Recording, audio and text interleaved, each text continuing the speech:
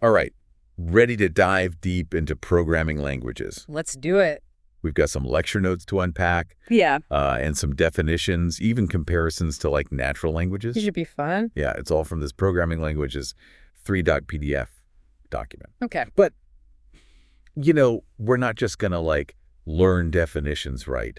We're going to figure out why these languages matter, Right. how they shape how we think about and interact with computers. Yeah, it's like a whole other level of understanding about software and technology. Totally. The lecture notes, actually, they jump right into it. They highlight the why. Mm-hmm.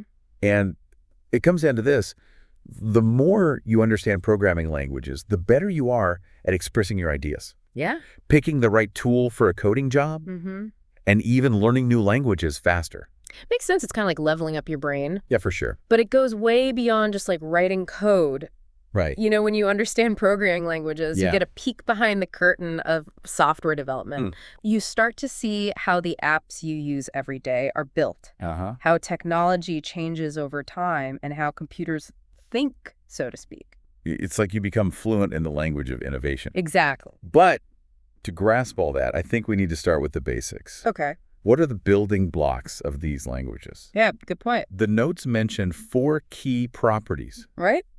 syntax, names, types, and semantics. The essentials. Yeah, so syntax is like the grammar, right? Making sure your code is structured correctly. Exactly. And just like grammar rules can change between languages. Right. Syntax varies too, depending on the programming language you're using. Okay, so structure is important. Then you've got names. Right. Which are like the variables you might remember from math class, Okay, yeah. representing values or concepts within your code. Okay, so syntax is the structure. Names are like the labels. Mm-hmm. What about types? Are those like categories of data? You got it. Types are all about categorizing data. Okay. So is it a number? A word? A true false value? Right. Defining types helps the computer understand how to handle different kinds of information. So important. Okay, so we got those 3. Then there's semantics. Right? And semantics might sound a bit intimidating, Yeah, it does. but it's really just about meaning. Semantics is what bridges the gap between the symbols in your code and what the computer actually does. So syntax is the grammar, Mm-hmm. and names are the variables, then types are like the ingredients, and semantics is the recipe. I like that analogy. Yeah. Yeah. All right, but how do programmers manage all this complexity? The notes mention kinds of abstractions. I got to be honest, the word abstraction makes my head spin a little. Well, think of abstractions as your best friend when it comes to coding. Okay. They're like powerful mental shortcuts. All right. They let you focus on the big picture without getting bogged down in every tiny detail. Okay. So it's like instead of worrying about every single brushstroke, you can appreciate the painting as a whole. Gotcha. So what kinds of abstractions are we talking about on programming? Well, the source breaks it down into 2 main categories: Okay. data abstractions and control abstractions. All right. So data abstractions.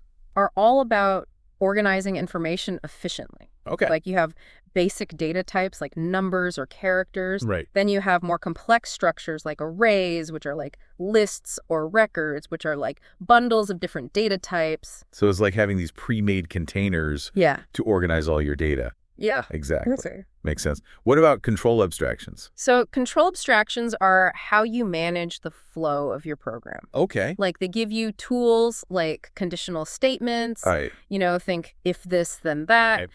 Loops for repeating actions and procedures to group code into reusable chunks. Gotcha. Basically, they allow you to direct the action, tell the computer exactly what to do and when. So you're the director of your own digital movie. I like that. You get to decide the plot, the characters, the special effects, It's interesting, though, to think about how these programming languages compare to the languages we use every day. Yeah. The source actually makes that connection, comparing natural language to programming language. Yeah. They both involve symbols and rules, but there's a fundamental difference in how those symbols get their meaning. Okay. And in natural language, it's all about custom and experience. Mm. We learn by listening, speaking, reading, and constantly adapting to new nuances. Right. Like Okay. slang, the meaning can change depending on who you're talking to or the situation. Exactly. But in programming languages, there's an authority, the language designer or a standards committee that defines those symbols very strictly. So there's no room for error. Well, there's no room for ambiguity because the computer needs to understand exactly what you mean. It's like the difference between a casual conversation and a legal document. Yes. Every word has to be carefully chosen. But how do we get our human-readable code to become something a machine can understand? Right. There's got to be some kind of translation process, right? Yeah, that's where things get really interesting. Language designers don't just create any old set of rules. Right. They have to carefully craft languages that they know how to translate into machine code, the language that computers can actually execute.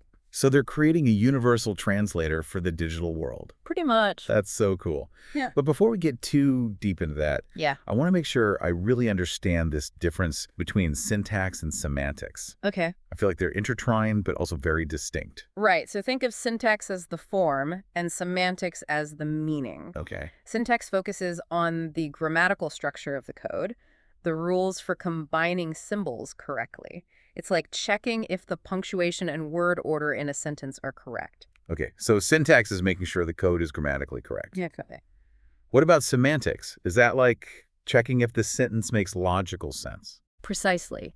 Semantics digs into the interpretation and meaning of the code. Okay. It tells us why the code does what it does. So syntax is like checking the spelling and grammar of your code, and semantics is like making sure it actually says what you want it to say.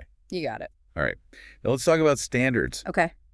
I imagine it would be chaos if every computer spoke a completely different programming language. Absolutely. Standardization is key. So what is that? What is a language standard? It's like a formal agreement on the syntax and semantics of a language. Okay. It's like a rule book that ensures everyone is speaking the same language, so to speak. So it's about creating consistency Yeah, and making sure that code can run on different systems without hiccups. precisely. I gotcha. But doesn't that create potential for, well, let's call them creative interpretations of the rules? Right. What about those who like to color outside the lines a bit? Sure. Are there ever times when people intentionally deviate from the standard? You're definitely onto something there. Sometimes programmers use what are called non-standard compilers, Okay. which are tools that translate code into machine language, Uh-huh. but they might have their own little quirks. Arcs. Yeah, these quirks could be extensions that add functionality, intentional changes for performance reasons, or even, unfortunately, compiler bugs. So it's like having different dialects of the same language. Exactly. Sometimes you can understand each other, and sometimes it leads to confusion. That's a great way to put it. All right, now switching gears a bit. So Sure. let's talk about abstract data types, or ADTs. Imagine them as supercharged data structures Okay. that combine data and operations Right. in neat little packages. Yeah. Okay, so it's not just about organizing data. It's about defining what you can do with that You data. nailed it. ADTs are like building blocks for more complex programs. Okay. They offer several advantages like data hiding, Hmm. which keeps the internal workings hidden, encapsulation, which bundles data and operations together, and the ability to treat them like built-in data types, Gotcha. all of which make your code cleaner and easier to manage. It's like having a toolkit where each tool is perfectly designed for a specific job. Exactly. But I imagine there must be some challenges when it comes to actually representing these abstract data types in code. Yeah, there are definitely some hurdles to clear. One issue is that sometimes the representation you choose for your ADT might have values that don't quite fit the desired type. What do you mean? Like, for example, if you're representing a rational number as a pair of integers, the pair 3, 0 doesn't really make sense because you can't divide by 0. Oh, right. So it's about finding representation that accurately reflects the concept you're trying to model. Right, and another challenge is that the same abstract value might have multiple representations. Okay. It's like having different ways to write the same fraction. Okay, so it's not just about representing the data. It's about doing it in a way that's clear, consistent, and avoids any potential for confusion or errors. Precisely.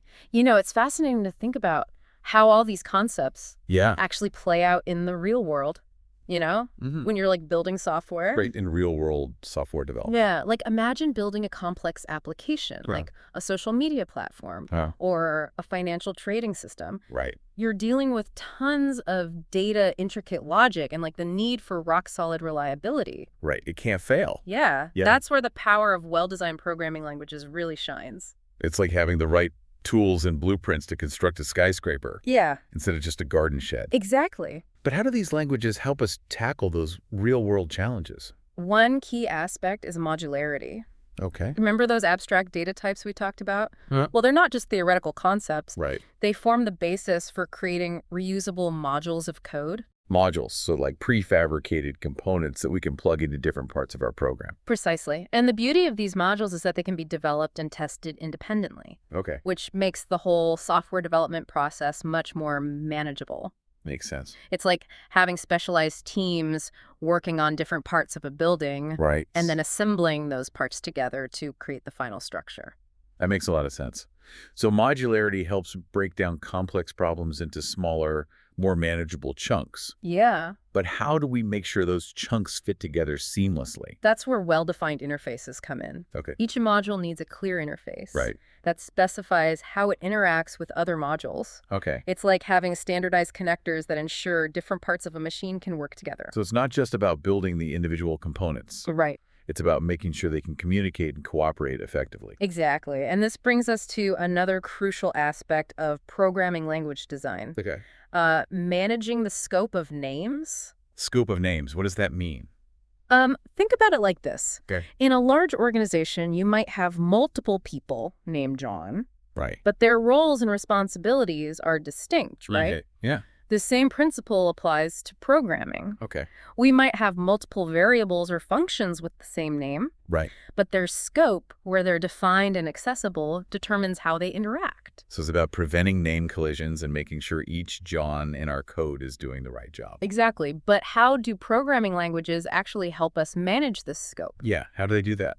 Different languages use different mechanisms, but a common approach is to use blocks of code, Yeah. like functions, procedures, or classes, Oh. to define the scope of names. So it's like having different departments within an organization, Yeah. each with his own set of names and responsibilities. That's a great analogy, and by carefully managing the scope of names, Right. we can avoid conflicts, improve code readability, and make our programs more robust and maintainable. This all makes sense, but it sounds like there's a lot to keep track of when you're designing a language. Oh, yeah. How do language designers ensure that all these different pieces work together harmoniously? That's where things get really interesting. Okay. It's a delicate balancing act between theoretical elegance and practical considerations. Right. Language designers have to think about how their choices will impact programmers in the real world. So it's not just about creating a language that's theoretically sound. Right. It's about making sure it's actually usable Yeah, and helpful for developers. absolutely. It's about striking the right balance between power and simplicity, Okay. between flexibility and structure. It sounds like an incredibly challenging It but is. rewarding task. It is. And speaking of challenges, remember we were talking about the need to apply formal techniques Uh-huh. to verify the correctness of programs? Right. Well, this is especially important in systems where even a small error can have catastrophic consequences. You're talking about things like airplane control systems or medical devices, Exactly. where a software bug could be life-threatening. Yeah. In these critical systems, we need to be absolutely certain that our code behaves exactly as intended. Right. And that's where formal verification techniques come in. So what kind of techniques are we talking about? There's a whole branch of computer science dedicated to this. Wow. One approach is to use mathematical logic and proof systems Okay. to demonstrate that a program meets its specifications. So it's like using math to prove that your code is rock solid. Precisely, another technique is model checking, Okay. where you create a simplified model of your program and then use automated tools to explore all possible execution paths and check for errors. It's like running a simulation of your program Yeah, to see if anything breaks. exactly. And these formal verification methods Right. are becoming increasingly important as software systems become more complex and interconnected. It sounds like ensuring software reliability is a whole field of study in itself. It is, and it's a field that's constantly evolving Yeah. as we develop new techniques and tools to make software safer and more dependable. This is all so fascinating, but I'm starting to feel a little overwhelmed Yeah, by the sheer complexity of it all. it is a lot. How do regular programmers wrap their heads around all these concepts? That's a great question, and it's important to remember that you don't need to be a language designer Right. or a formal verification expert Right. to write good code. Yeah. Many of these concepts are embedded in the languages and tools we use every day. So in a way, the languages themselves guide us towards good practices. Exactly. Take object-oriented programming, for example. Okay. This paradigm encourages us to think about code in terms of objects that interact with each other. Right. This naturally leads to modularity, Okay. encapsulation, and other principles that make our code more organized and robust. So the language provides a framework Yeah. that helps us write better code.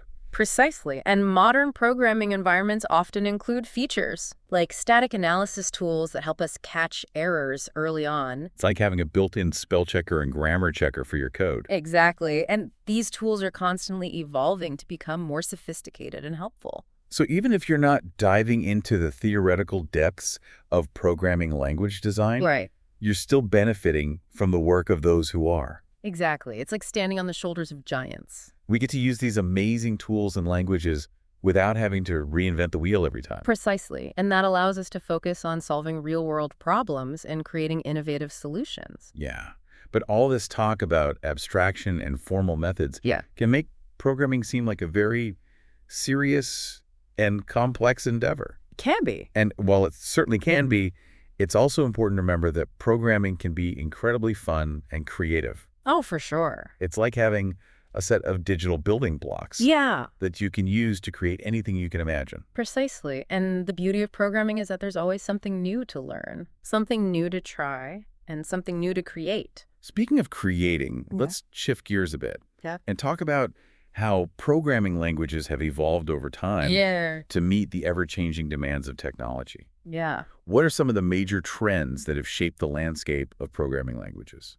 Well, one major trend has been the rise of managed languages. Okay, what are those? So these languages take care of a lot of the low-level details for you, Right. like memory management and garbage collection. Uh-huh. This frees up programmers to focus on the bigger picture, Okay. the logic and functionality of their applications. So it's like having a cleaning crew that takes care of all the messy details behind the scenes, Yeah, allowing you to focus on the creative work. exactly. Java and C# are great examples of managed languages. Okay. They provide a more abstract and streamlined way to develop software, Makes sense. which can be a huge boon for productivity. So managed languages help us write code more efficiently and with fewer errors. But what about the increasing demand for web applications?